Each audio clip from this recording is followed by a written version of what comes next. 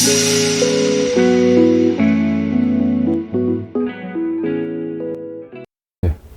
안녕하십니까. 저는 김민이고요.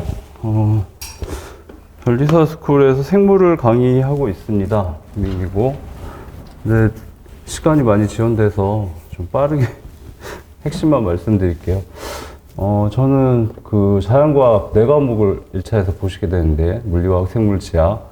전체적인 전략을 좀 옛날에 자료를 작성했었어요. 그래서 그 자료를 지금 프린트해서 드릴 거고, 내용이 좀 많습니다. 그리고 1차에서는 주력 과목이 산재죠. 특허, 상표를 잘 하셔야지 2차에서도 유리하고, 기본은 또 2차에서 선택을 하면 중요시 해야 되고, 그 다음은 민법이죠.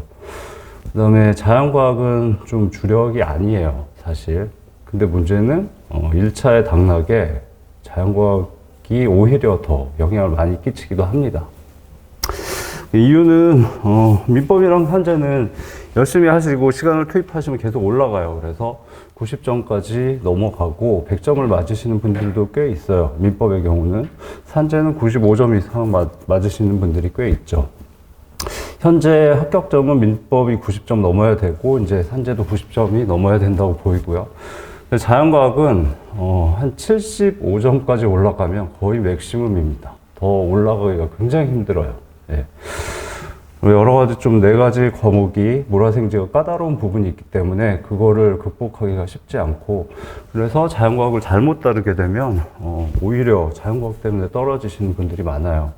그래서 주력 과목은 아니지만 전략적으로 접근하셔야 되는 건 자연과학입니다. 물리나 산재는 사실 열심히 하신다가 첫 번째 전략이에요. 근데 자연과학은 그 특성을 잘 아셔야 되고요. 그래서 그 내용을 자료로 작성을 했는데, 이게 내용이 좀 많고, 세세한 설명은 학원 홈페이지에 올라 있습니다. 별리사 스쿨 들어가시면 제 이름으로 자연과학 전략에 대한 게 한 1시간 반 정도 설명이 되어 있으니까 자료를 좀 꼼꼼히 보시거나 아니면 그걸 보시면 되고요. 오늘은 그냥 핵심만 빠르게 말씀드리도록 하겠습니다. 자, 이 테이블을 보시면 지금 아쉽지만 올해 내용은 좀 빠져 있어요. 제가 시간이 부족해서 넣지를 못했는데, 근데 올해 내용을 포함해도 내용은 이제 거의 같기 때문에 크게 신경 안 쓰셔도 되고, 변시가 이 연도를 보시면 2010년부터 18년하고 현재 최근 4년하고 출제 경향이 완전히 달라졌습니다. 그래서 최근 4년과 그 이전치를 저는 페이즈 1 시기, 페이즈 2 시기로 구분을 해요. 페이즈 1 시기를 먼저 보시면은 컷이 좀 낮았는데 페이즈 2에는 많이 높아졌죠. 지금 올해는 81.77로 굉장히 최고의 컷이 나왔죠. 네, 합격 점수를 컷이라고 합니다. 컷도 높아졌고, 다른 특성들을 보시면 과거에 페이즈 1 시기에는 이렇게 민법, 산재를 보셨을 때 이렇게 꽈락률이에요. 40점을 못 넘으면 무조건 떨어지죠. 꽈락률이 그렇게 높지 않았는데, 자과의 경우는 꽈락률이 60%, 42% 이럴 때가 있었습니다. 자과가 굉장히 어려웠다는 얘기죠. 물론 민법 산재도 어려웠지만, 그래서 이 시기에는 60% 이상 사람들이 자과 때문에 떨어지신 거예요. 물론 자과가 45점이다 그래도 떨어지셨겠죠. 그 포함하면 더 많죠. 그런 시기였는데 지금은 많이 바뀌어서 컷도 많이 올라갔고 꽈락률이 20%를 넘는 경우가 별로 없습니다.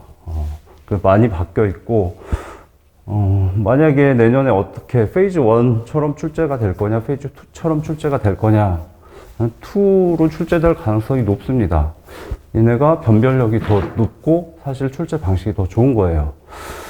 그래서 2로 예상하시는 게 맞긴 한데, 혹시 페이즈 1처럼 출제가 되면 굉장히 힘들어집니다. 그래서 그것도 대비를 하셔야 돼요. 다음은 그래서 페이즈 1하고 2를 다시 한번 비교해 보게 되면 컷이 전체가 7점 정도가 높아졌어요. 그 다음에 민법은 4점이 높아진 거고 산재는 5점이 높아진 거고 자과는 7.4점이 높아졌습니다. 자과가 많이 높아졌죠.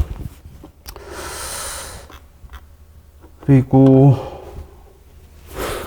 이 부분을 보시면 얘는 데이터를 꼭 보셨으면 좋겠는데, 이유는 산인공에서 출제를 하는데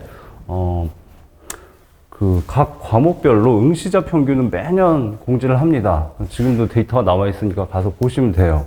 근데 문제는 합격자 평균을 알고 싶은데 합격자 평균을 공지한 적이 없어요. 그리고 지금도 공지 안 합니다. 근데 딱 한 번 자세한 통계치를 제시한 적이 있고 그 내용을 요약한 거고요. 이게 2016년이었죠. 그때만 합격자들의 평균을 공개를 했었어요. 그리고 얼마 후에 다 자료를 삭제했습니다. 지금은 없습니다. 그래서 볼 수가 없어요. 그래서 2016년이니까 좀 6년 정도 됐으니까 오래전 얘기긴 한데, 산재는 합격자의 평균이 85, 민법은 89, 자과는 66 정도 됐습니다. 근데 지금 자과가 한 7점 올랐다고 보이니까 여기다 7점 정도 더하게 되면 70점대 초반이 되죠. 그래서 지금 자연과학 합격자의 평균은 70점대 초반으로 예상이 돼요. 물론 추정치지만. 예. 그리고 올해 같은 경우에는 컷이 워낙 높았으니까 합격자 평균도 뭐 75점까지 높아졌을 수는 있겠죠. 결국 70점대 초반이 여러분이 안정적으로 합격하는 데 필요한 자과 점수라고 보시면 됩니다. 72.5점이나 아니면 운 좋게 75점을 맞으시는 게 좋죠. 그걸 한번 생각을 해 보셔야 되고, 그 다음에 자과의 경우는 아까도 말씀드렸지만, 좀 6페이지네요. 주력 과목이 아니지만 자과 때문에 떨어지는 경우가 많기 때문에 좀 패러독스라고 볼 수 있죠. 자과 공부는 늦게 시작하게 됩니다. 민법을 먼저 공부하시고 특허를 공부하시고 보통은, 그 다음에 상표나 디자인 중에 먼저 공부하시고 자과는 그 시점 중에 보통 시작을 하게 돼요. 물론 빨리 시작할 수 있으면 좋지만 민법을 처음 접하시면 분량이 엄청납니다. 예, 압도당할 정도로 많기 때문에 자과를 미리 시작하기는 쉽지는 않아요. 근데 여러분들은 11월에 진입하시면 뭐 내년 2월 시험을 생각하신다면 모르겠지만, 이제 2024년 2월 시험을 생각하신다면 자과를 먼저 하실 수도 있죠. 근데 그거는 이제 고민을 많이 하셔야 되고, 어찌됐든 일반적으로 자과는 천천히 시작하게 되고 공부하는 기간이 짧습니다. 근데 방향이 틀리게 되면 굉장히 나중에 위험해져요. 민법하고 산재가 어느 정도 올라가도 자과 때문에 고생할 수 있기 때문에 자과는 전략이 굉장히 중요하고, 하여튼 초반에 구체적인 전략을 세우셔야 됩니다. 그래서 네 과목별로 득점 목표, 그 다음에 실전에서 풀이 시간, 자과는 60분을 주고 각 10문제씩 40문제를 푸는데 40문제를 정확히 다 푸는 분은 거의 뭐 몇 프로 안 될 거예요. 못 풉니다. 대부분은 1년 내내 자과까지 열심히 하셔도 40문제 다 풀기가 쉽지가 않아요. 시간의 압박이 극심한 과목이기 때문에 실전에서 어떤 과목을 내가 몇 분에 풀지까지를 빠르게 결정을 하셔서 전략을 세우셔야 돼요. 그다음에 집중 학습 영역이나 학습 방법들도 잘 초반에 결정을 하셔야 됩니다. 이 뒤쪽 부분은 데이터들이 있어요. 그러니까 제가 자과 4과목을 한 13년치를 기출문제들을 쭉 풀어보고서 몇 가지 팩터를 도입을 해서 분석을 한 부분입니다. 그래서 그 부분은 오늘 설명은 못 드릴 것 같고요. 자료를 쭉 읽어보시면 설명이 잘 돼 있으니까. 그래서 이 앞부분에서는 이제 자과 4과목에 대해서 제가 제한 드리는 부분들입니다. 그래서 자과는 4과목이 굉장히 개성이 뚜렷해요. 그래서 그 특성을 공부하시면서 빨리 파악을 해서 감을 잡으시는 게 중요하고요. 일단 물리하고 화학은 계산 문제들이 많죠. 그다음에 생물은 이론이 굉장히 방대합니다. 4과목 중에 이론이 가장 많다고 봐야 되고, 그렇기 때문에 생물에 사실 투입할 수 있는 시간이 한 달 정도밖에 안 돼요. 그 한 달이라는 건 기본 강의를 듣고 복습을 하고 기출문제를 여러 번 풀어보고 또 복습을 하고 시간이 되면 객관식 문제도 풀어보고 최종 정리까지 하는 걸 다 합쳤을 때 한 달이기 때문에 굉장히 타이트합니다. 근데 그렇게 열심히 한 달 공부하시고도 뭘 해야 되는지 모르는 분들이 꽤 많아요. 이론이 많기 때문에 생물의 경우는 전부 다 집중하겠다 그러면 실패할 확률이 높습니다. 그래서 생물은 특히 자과 중에서도 선택과 집중이 필요한 과목이고요. 다행히 지학은 이 네 과목 중에서는 좀 선물 같은 과목이에요. 열심히 하신 분들은 짧은 시간 내에 거의 10개까지 맞습니다. 지학은 무조건 10개 맞겠다고 생각하셔야 합격 가능성이 있어요. 지학에서 헤매시면 안 됩니다. 지학은 다행히 영역도 적고 난이도도 좀 낮다고 보입니다. 초반에 이해하시면 좋은 부분이 이제 네 과목을 출제자가 시험 문제를 낼 때 어려운 문제를 낼 때의 방식이에요. 물리하고 화학의 경우는 기본서에 있는 내용을 벗어나지 않습니다. 대신 계산 문제들이 많은데 계산 문제의 스텝이 길어집니다. 그러면 난이도도 높아지고 실전에서 시간 압박이 엄청나기 때문에 힘들어지죠. 예, 그런 방식으로 난이도를 높이고, 생물의 경우는 워낙 범위가 넓은데 거기서 기본서 자체도 많은데 기본서에 안 나오는 것들을 꽤 출제를 해왔습니다. 예. 그래서 생물은 영역 내에서 난이도를 높이기보다는 영역 바깥의 문제들을 좀 내서 난이도를 높이는 방식을 씁니다. 지학은 뭐 그렇지 않습니다. 뭐 기본서에 있는 것만 잘 공부하시면 됩니다. 그래서 난이도를 보시면 지학은 여기가 지학인데 지학은 난이도도 낮고 연도별로 난이도 변동도 심하지 않아요. 그냥 다 쉬웠다고 보시면 됩니다. 무조건 정복하겠다고 생각하시면 되고, 생물은 조금 난이도가 높고 이렇게 연도별로 난이도 변동이 있지만 중요한 건 영역 밖의 문제들을 계속 내왔습니다. 근데 이거는 사실 어떤 문제는 전공자도 이걸 내가 어떻게 맞춰 싶은 문제들도 포함이 돼 있어요. 근데 이제 전공자들은 이 부분을, 생물 전공자들은 커버할 수 있지만 전공자가 아닌 분들은 거의 커버를 못 합니다. 그래서 제가 분석을 해봤는데 생물 문제의 한 30%는 이 NT라고 불러요.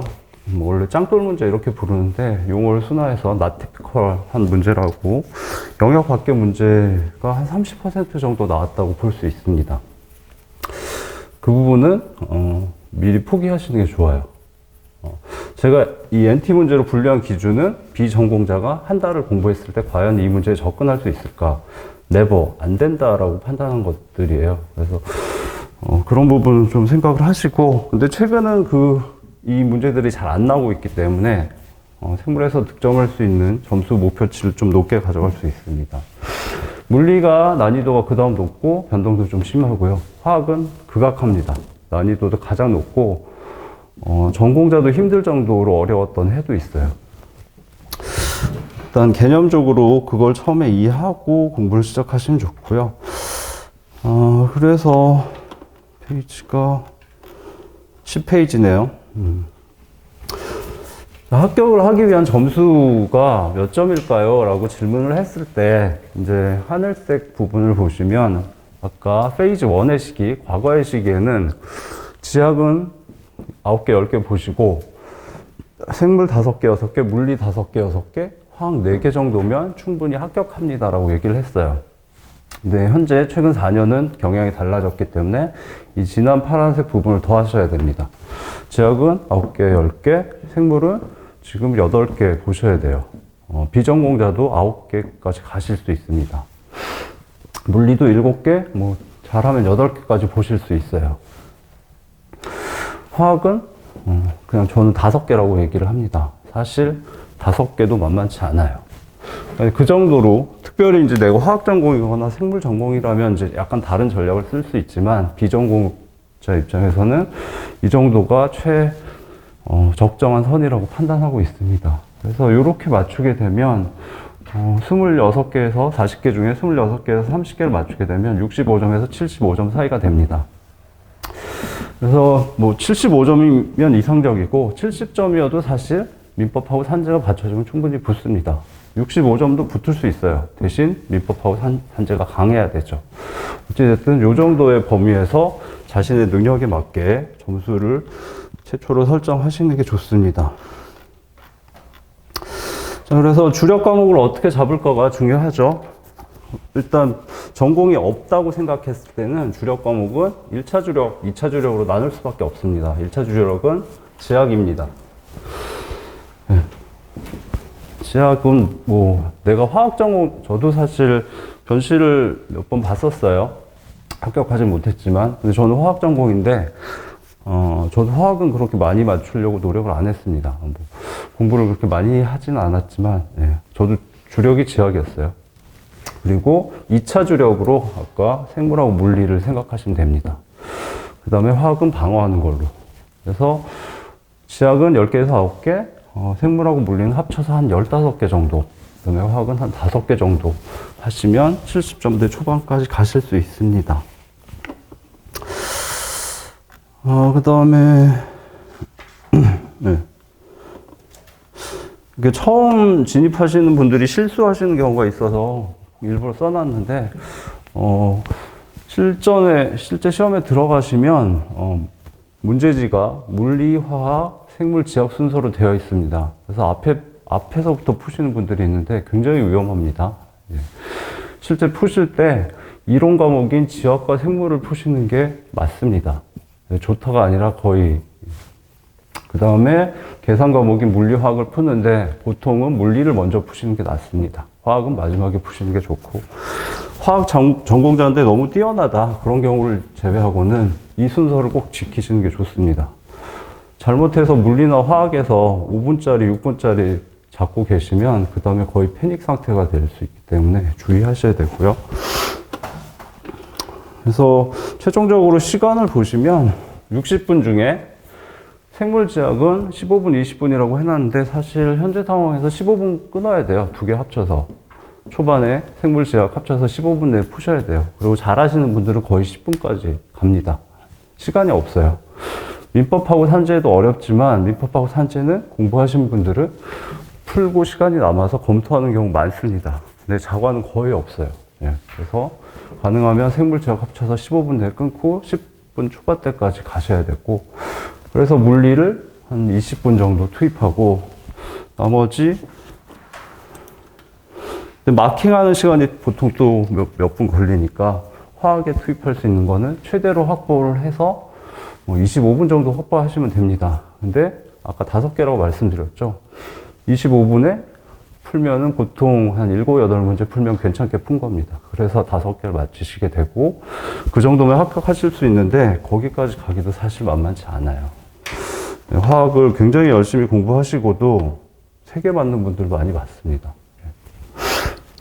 화학도 어떻게 접근할지 잘 고민을 하셔야 되고요.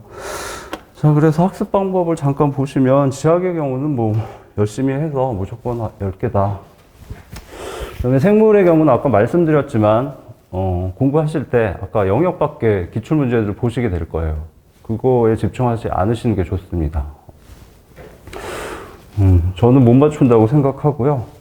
영역 내에 있는 것만 확실히 잡아도 충분히 합격할 수 있기 때문에 무리하시는 게 오히려 해가 될 수 있습니다.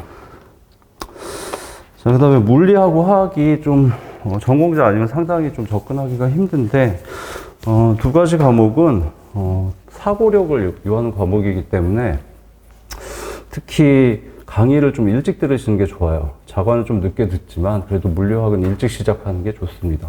사고력은 갑자기 되는 게 아니거든요. 예, 시간이 걸리기 때문에 물리화학을 나중에 들으시면 거의 패닉이 될 수 있기 때문에 일찍 들으시고, 생물이나 지학은 이론 과목이기 때문에 정말 다른 과목들을 충실하게 잘했다 그러면은 좀 늦게 들어도 커버할 수 있습니다. 단기간에 집중해서 실력을 높이는 게 가능한데 물리화학은 그게 아예 안 됩니다. 그래서 일찍 강의를 들으시고, 그 다음에 물리나 화학을 공부하신 다음에 화학을 기본 강의 듣고 열심히 복습했는데 기출문제가 안 풀려요 라는 분이 많거든요. 근데 그거는 당연한 겁니다.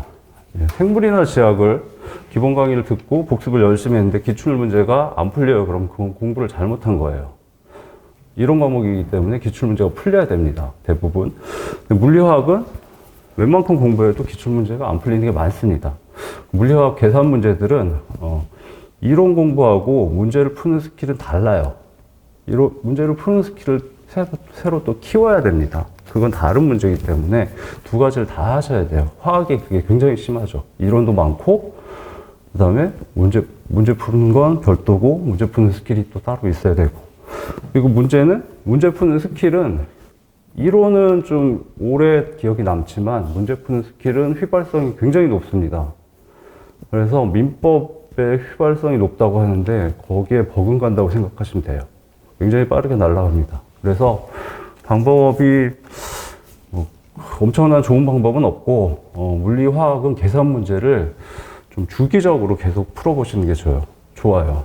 문제를 너무 많이 풀 시간은 안 되실 거예요. 그러니까 적당한 수준의 많지 않은 문제들을 주기를 정해서 뭐 2주에 한 번씩 몇 문제씩 풀겠다 이런 식으로 반복하셔서 문제 푸는 스킬이 내 안에 체화돼서 계속 남아있게 만드셔야 됩니다. 예, 그 방법을 추천해 드리고요. 그 다음에 또 하나는, 이제 물리화학, 근데 특히 화학이 심한데, 화학의 경우는 내가 화학 문제 10문제를 다 풀 수 있는 능력이 있어도 실전에서, 그렇게 안 될 가능성이 높아요. 말씀드렸듯이 풀이 시간이 길기 때문에. 그래서 화학에서의 핵심은 내가 10개를 다 풀 수 있느냐, 뭐, 그럴 수 있으면 좋지만, 그것도 중요하지만, 실전에서 문제를 봤을 때 이 문제가 난이도가 상중 하인지를 바로 식별하실 수 있어야 돼요. 그리고 이 문제를 풀 때 나는 1분이 걸린다, 3분이 걸린다, 5분이 걸린다를 판단하실 수 있어야 돼요. 바로 보는 순간. 5분이 걸리는 문제는 당장 푸시면 안 됩니다. 미뤄놨다 나중에 푸셔야 되고, 웬만한 실력자가 아니면 나중에 풀 시간이 남지 않으실 거예요. 가능하면 3분 이내, 4분도 좀 애매하죠.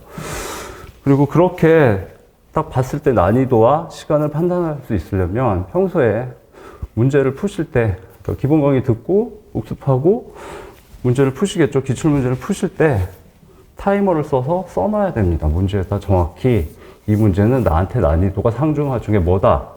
그 다음에 나는 2분 30초 걸렸다. 이 문제는 5분 걸렸다를 정확히 써놓으셔야 돼요.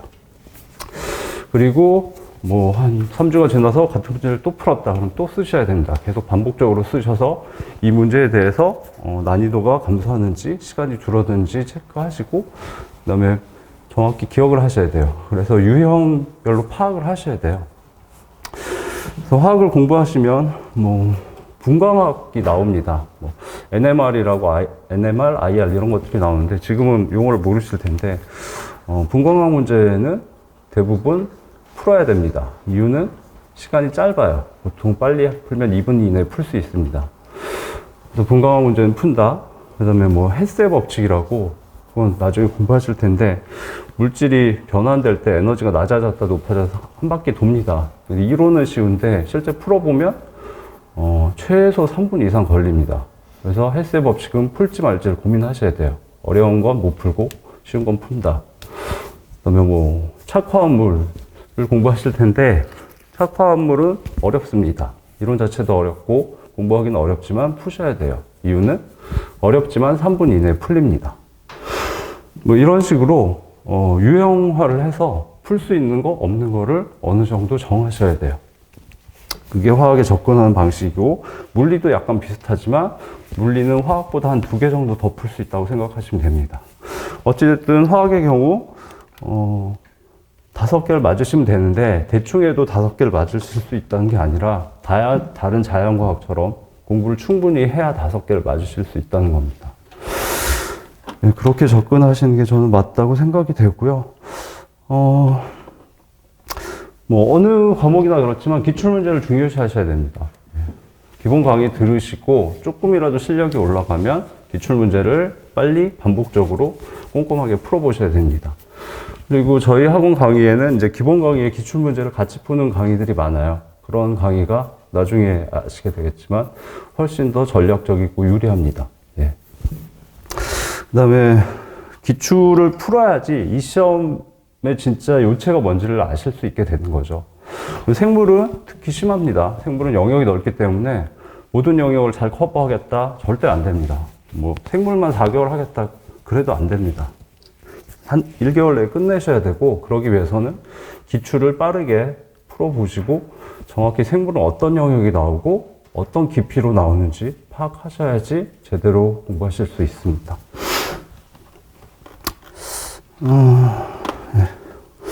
어찌됐든 좀 여러분들은 지금 진입하시면 유리할 수도 있는데, 너무 늦지 않게 강의를 수강을 시작하셔야 돼요. 자과뿐만 아니라 민법 산재 다. 복습이 좀, 민법은 강의를 들어보시면 강의 들으면서 복습하는 것 자체도 벅차요. 그렇지만, 모든 강의를 빠른 시간 내에 들으셔야 돼요. 왜냐하면 민법부터 산재 자과까지 모든 강의를 빨리 들어야 전체를 조망할 수가 있습니다. 그리고 내가 강한 과목이 뭔지 약한 과목이 뭔지 알 수 있기 때문에 한두 과목 좀 미뤄놔도 되지 않을까 그런 생각하시면 나중에 힘들어집니다. 예. 자, 그 다음에 아까 페이즈 1하고 페이즈 2 시기가 많이 달라졌다고 말씀드렸죠. 그 차이점을 보면 일단 민법 산재 자과 전부 다 조금씩 쉬워졌어요. 그래서 컷이 높아졌고, 자과의 경우는 물리하고 화학은 난이도는 별로 달라지지 않았지만 실전에서 풀이 시간이 좀 줄어들었습니다. 계산 문제들의 스텝이 좀 줄어든 상태예요. 거기에 적응하시면 되고, 생물의 경우는 NT 문제, 아까 짱돌 문제들이 굉장히 많이 나왔는데 현재는 굉장히 안 나오고 있습니다. 4년간. 그래서 내년에는 지금 4년간 추세대로라면 짱돌 문제가 하나 정도 나오지 않을까 싶어요. 또 안 나올 수도 있고 2개 나올 수도 있긴 한데 평균적으로 하나가 나올 것 같고, 그러면 비전공자도 9개까지 볼 수 있다는 얘기죠.